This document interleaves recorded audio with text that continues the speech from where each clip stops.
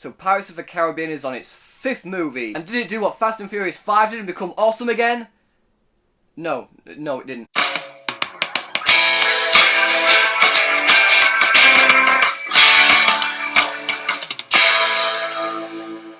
Pirates of the Caribbean, Salazar's Revenge, or Dead Men Tell No Tales, depending on where you are in the world. So Pirates of the Caribbean, Salazar's Revenge is the 5th movie in the Pirates of the Caribbean franchise. It stars Johnny Depp, Javier Bardem, Brenton Thwaites, Scodelario, I believe that's how you pronounce the name, it's probably not, I probably butchered that, and Geoffrey Rush. And in this movie, Captain Jack Sparrow is back and he's searching for the Trident of Poseidon because he's been hunted down by this ship of ghostly ghouls, led by Salazar, who wants his revenge against Captain Jack for tricking him and causing his death. And as I said, this is the 5th movie in the franchise. The first movie I absolutely adore. I love the first Pirates of the Caribbean film, and even Dead Man's Chest and At World's End, I can find entertainment in them. Although not great, they are still fun movies to watch. But on Stranger Tides, I absolutely hated. I did not like that movie at all. It's swashbuckling fun at certain times, but it was just boring throughout the rest of it. And this movie, although considerably better than Stranger Tides, still isn't that great. Which is a shame because I'm a fan of the franchise. I do really enjoy the Pirates of the Caribbean films. And I was expecting a lot more from this film, which I just didn't get. There are some positives though, guys, and I will get into those right now. First off, Johnny Depp. I like him as Captain Jack Sparrow. I personally don't feel like he's become annoying in the role, but I do see why some people can see that. I also don't like what they're doing with his character. I mean, in the first movie, although stumbling around, he was incredibly clever. He worked out ways of getting out of situations. Whereas as movies have gone along, he's lost that clever wit to him and now just seems to get out of things by accident. They've just made him a complete moron, and yeah, it works for the comedy aspect of the film at times, but a lot of the times it just falls flat. Especially in the first movie when you consider that he got out of problems by assessing the situation and then just working a way around it. I mean, yeah, sure, a lot of the times he was surprised it actually worked, but at least he had the plan. I also like Javier Bardem in this movie. He was a very intimidating villain, although pretty over the top at times. He suited the tone of this movie and created a very memorable villain. Geoffrey Rush also returns as Hector Barbosa, who...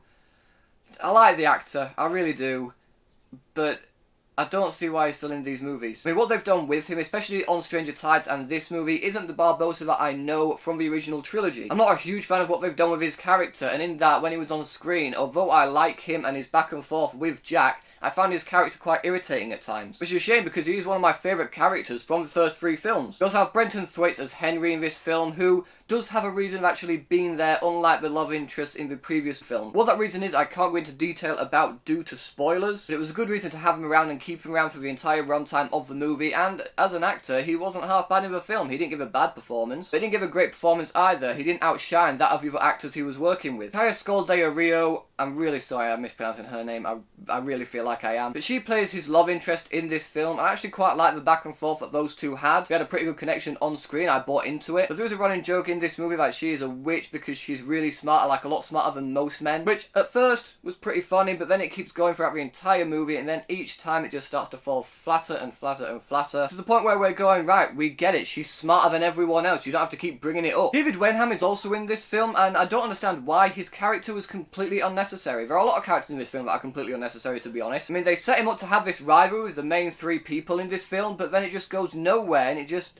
ends. Very abruptly, I might add, as well. It came out of nowhere. I mean, why introduce his character if that's the way it's going to leave him? And although this movie does have some very fun action moments that can have you on the edge of your seat at times, the rest of the movie is so poorly written, with characters that just don't need to be there, the dialogue being sloppy as hell, and a lot of the humour that this movie has just not working and completely failing. Which is a shame because the last 20 or so minutes I actually really enjoyed. It had a good blend of comedy, it had a good blend of suspense, and the ending as a whole actually tied the franchise together really well. I suppose if you are a die-hard fan of the Pirates of the Caribbean franchise, you may really enjoy this movie, you may really get a kick out of it. For me, it was better than on Stranger Tides, but it's still not that great. There are elements in there that I did enjoy. It's not a terrible movie, but it's definitely not a movie that I feel like I'd go out and watch again. And so for all of that, I have to give Pirates of the Caribbean, Salazar's Revenge, 2 stars. So, Pirates of the Caribbean, Salazar's Revenge. Have you guys seen it yet? What did you think about it? Whatever you thought, let me know in the comment section below. Thanks to those for watching, guys. If you like this video, please give it a thumbs up. Share it with your friends, and if you want to see more videos just like this one, then subscribe to my channel for more. Thanks again for watching. You guys are awesome, and I will see you all in the next video.